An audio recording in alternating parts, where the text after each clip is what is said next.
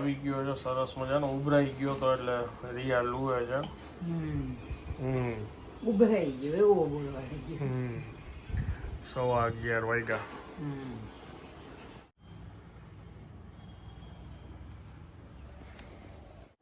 જો ઢોકળા તૈયાર છે, ટેસ્ટિંગ ચાલુ છે. નવી થાળી હવે હમણાં રિયા મૂકે છે. 12:30 વાગ્યા. લસણ ચટણી, સિંગ તેલ.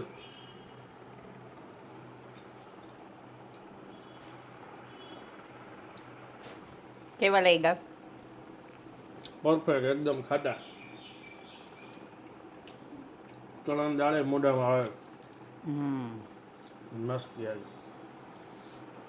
મૂકી દો ફટાફટ બીજી. તેલ ગરમ થાય છે. તેલ ગરમ થાય છે, હવે થાળી મૂકી દો ને, ટેસ્ટિંગ પૂરું.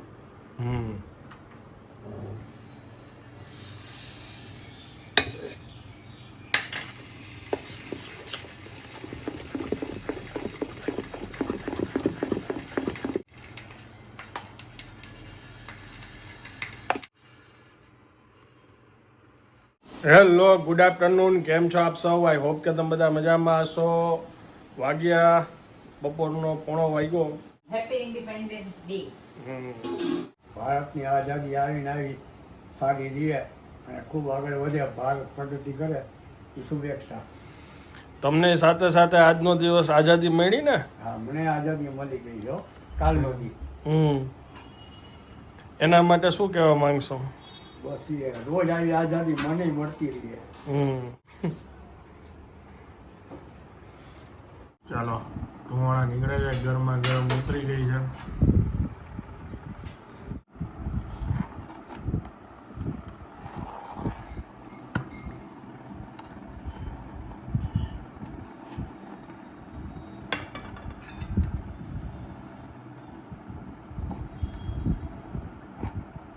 ઠંડા થાય ને તો જે આ પરફેક્ટ રીતે કટ થાય એટલે રિયા કહેતી હતી.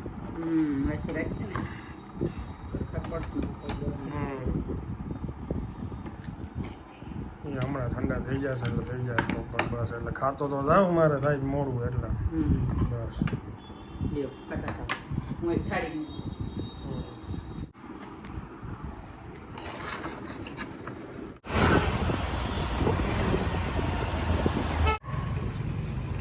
આ જગ્યા ઉપર અમે આવ્યા છે અત્યારે શૂટમાં, જય જલારામ પાર્સલ પોઈન્ટ.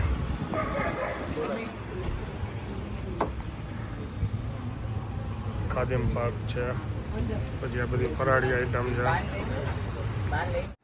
અત્યાર વાગ્યો છે 1:30 ને મેનાનંદે જમી લીધું. બાપુજી દીદી બાકી. દીદી શ્રાવણ મહિનામાં લસણ વગરના ખાશે એટલે એનું ડોરણ કાઢી લીધું હતું ને બાનું ડોરણ નાખ્યું હતું, તો પછી મોકલવું તો પડે. આનંદ કે હું ઈ સાઈડ નથી જતો, એટલે પછી અમે રેપિડો બુક કર્યું પાર્સલ. એટલે અહીંથી ઢોકળાનો ડબ્બો ભરે ત્યાં મોકલો છે. હવે આપણને ફોન કરીને જાણશું કે ઢોકળા ભાવ્યા કે ન ભાવ્યા. જોકે બાને તો ઢોકળા ભાવે એટલે વાંધો નહીં આવે. હમણાં ભાઈ કહેશે એ લોકો જમવા જ બેસતા હતા. મેં તમે 10 મિનિટ ખમો, ખાલી 10 મિનિટમાં તમને મળી જશે, તો જોઈ રાહ.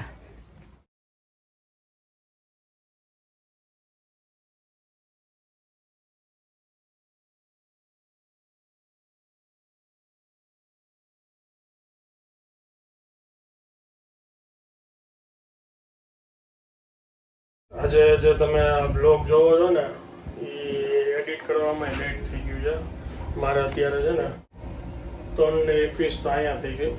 ફટાફટ હું અંદર જઈશ, એડિટ કરીશ, પબ્લિશ કરીશ, પછી બીજા કામ કરીશ. શૂટમાંથી હવે જસ્ટ ઘરે આવ્યો.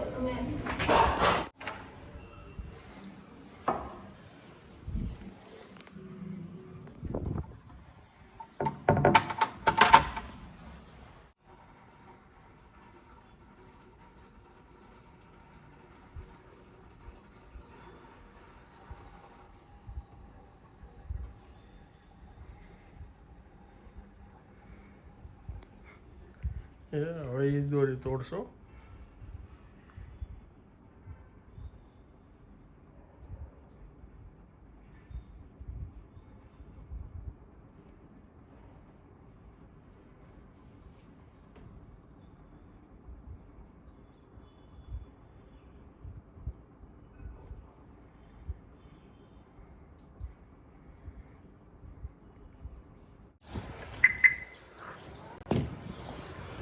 સાંજે ગાડી સાફ કરવાવાળો ભાઈ છે નહીં.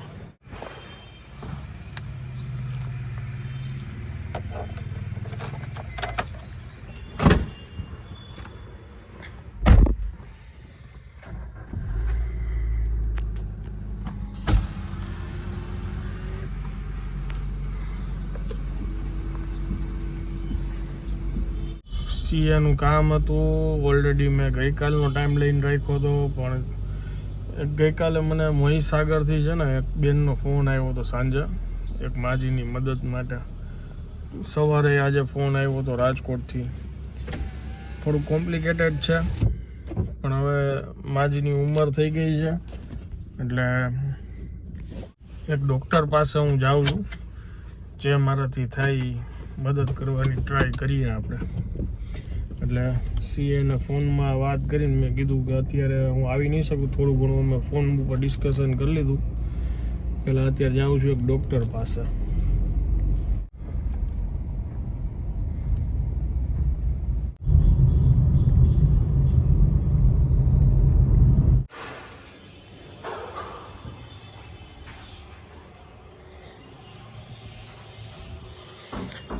ભૂખ લાગી ગઈ છે.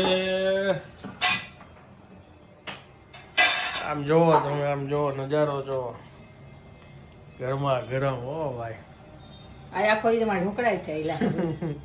આ નાસ્તા માટેનું નાસ્તાની સવાર તૈયારી. માટે બપોરે, બપોર માટે રાત્રે, હવે સવાર માટે રાત્રે. કાલે તો ભાઈ પાછી વીરપસલી છે, ભાઈની ઘરે જવાનું છે. બીજા હજી ઘણા બીજા શેડ્યુલ અમે ગોઠવીએ છીએ.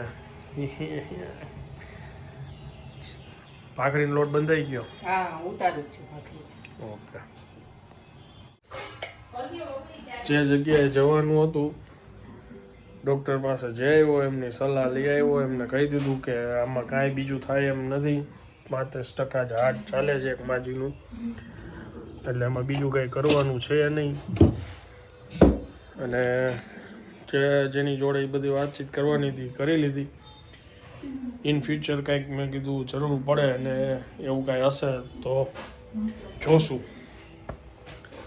અને બસ હું હવે એક જગ્યા એમનું જ્યાં ઘર છે ને ત્યાં મારે એક વિઝિટ કરવાની છે.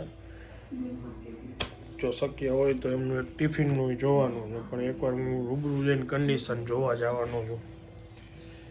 આવું છે આજની દિનચર્યા, આમ પૂરી કરી મારી. ચાલો જમવા બેસી ગયો છું. આજે પાલકનું શાક, ગરમ ગરમ ભાખરી.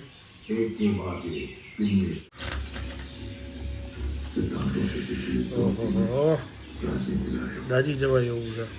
કરવા દે, પંખો કર દો. હા, ધીમો ધીમો.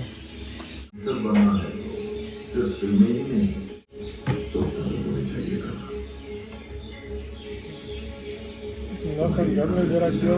ઢોકળા અત્યારે ખાઈને પેટ ન ભરતા, ભાખરી શાક ખાવાનું. હા તો